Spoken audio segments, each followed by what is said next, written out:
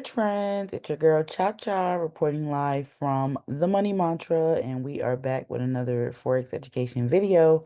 I created my channel to help as many people as possible become independent and profitable traders. So if that's something that you've been looking for, welcome to my channel.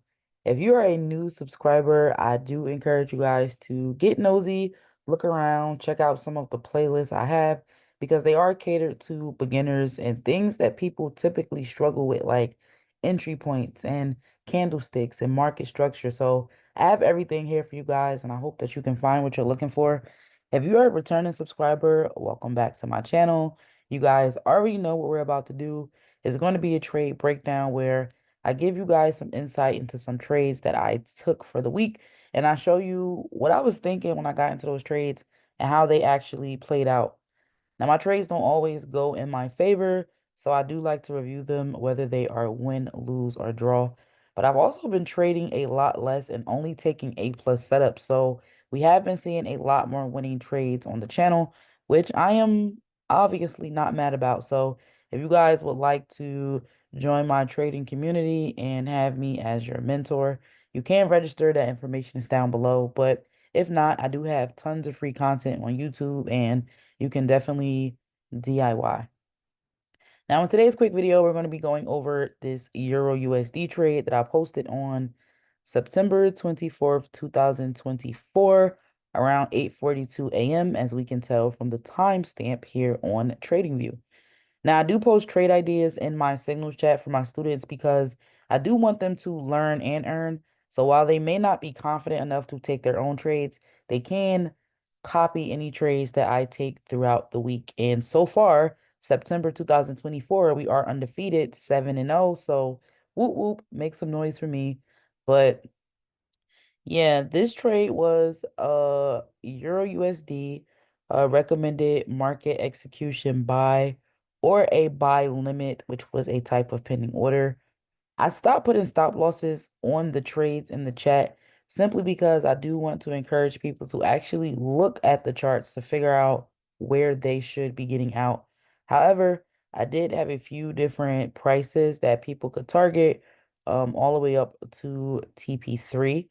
And as always, I encourage everybody to always do your own analysis, cross-reference the indicators on your chart. Don't just follow what I do if it doesn't quite make sense to you. Keep learning, right? Use proper risk management. And if you are using market execution, make sure you adjust your take profit and stop loss to your entry. Now we're going to head over to TradingView and we're going to see what actually happened in this trade and why I decided to enter for a buy.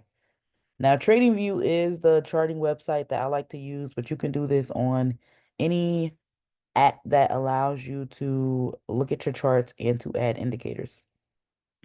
Now, the first thing I noticed was that this market was actually near a strong support zone, right? It was near a strong support slash supply zone. I mean, demand zone. I'm sorry. Now, the market works off of supply and demand. If the market is in a high supply area, you will see a bunch of activity at the top of the chart. And then you'll notice that the market will push down, typically into an area where you're seeing a lot of activity at the bottom of the chart. And this is known as demand. Now, that's immediately what my eyes were drawn to.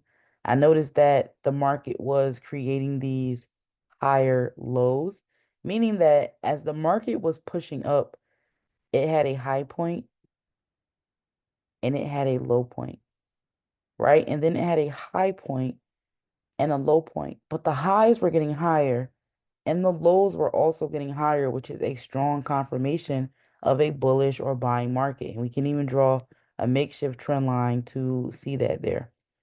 So that's the first thing I noticed. The second thing I noticed was that my EMAs, which are these two lines right here, they were about to cross.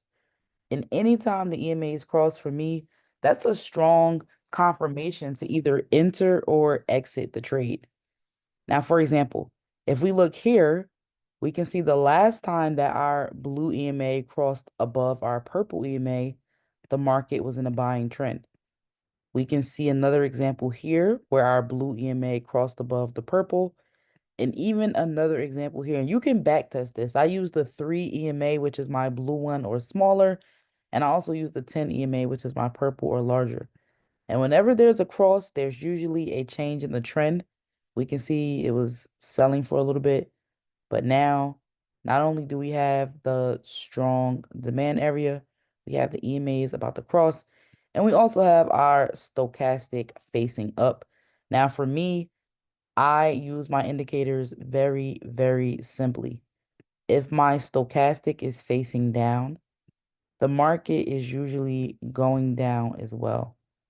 If my stochastic is facing up, the market is usually going up as well. So I have my stochastic facing up. I have my candles in a demand zone, and I have my EMAs about to cross. Now, when it comes to setting take profits and stop losses, you have to remember that if a market is buying, the goal of that market is to take out previous highs, right? So all I did was set my TPs at previous highs. And we're going to go ahead and hit play and see what happened. Let's even put this on the hour so we can see the structure a bit more clearly. So as we can see, the market did actually continue to push up, right? And it's coming back down to retest, and then it actually hit TP1. Wow, then we had a huge drop, which actually almost sold down to our buy limit, not quite. But remember, we were in for market execution, and TP2 was actually hit as well. So if we zoom out, right, we can see that those previous highs were taken out. And that's exactly what we were looking for in this buying market.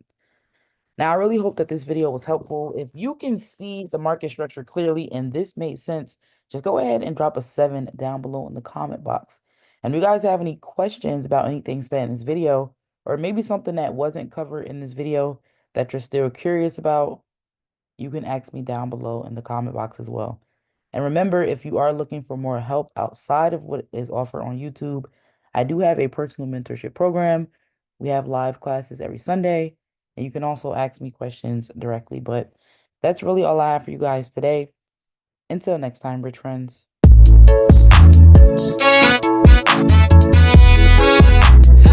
Yeah.